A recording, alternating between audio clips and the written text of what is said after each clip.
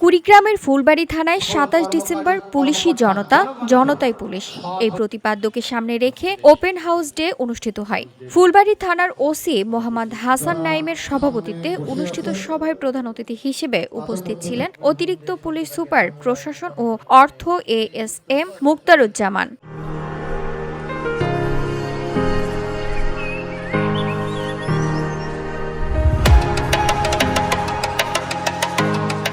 এতে বক্তব্য রাখেন উপজেলা বিএনপির সাবেক সাধারণ সম্পাদক আব্দুল মান্নান, উপজেলা জামায়াতের আমির মাওলানা আব্দুল মালেক, সেক্রেটারি আব্দুর রহমান, উপজেলা যুবদলের সাবেক সভাপতি শামসুজ্জামান হাসু, উপজেলা এনসিপির আহ্বায়ক নাজমুল ফেরদৌস লাভলু, ইসলামী আন্দোলন উপজেলা শাখার যুগ্ম সমন্বয়ক মাওলানা আব্দুর রহমান সহ বিভিন্ন শ্রেণী পেশার মানুষ।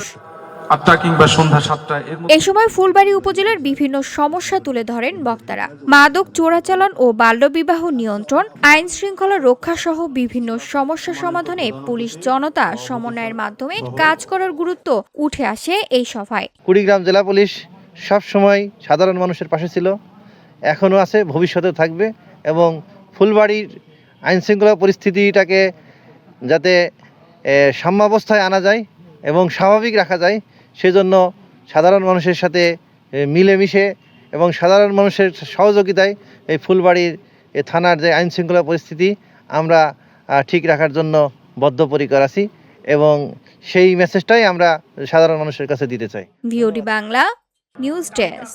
বেশি প্রাধান্য দেবেন কাউকে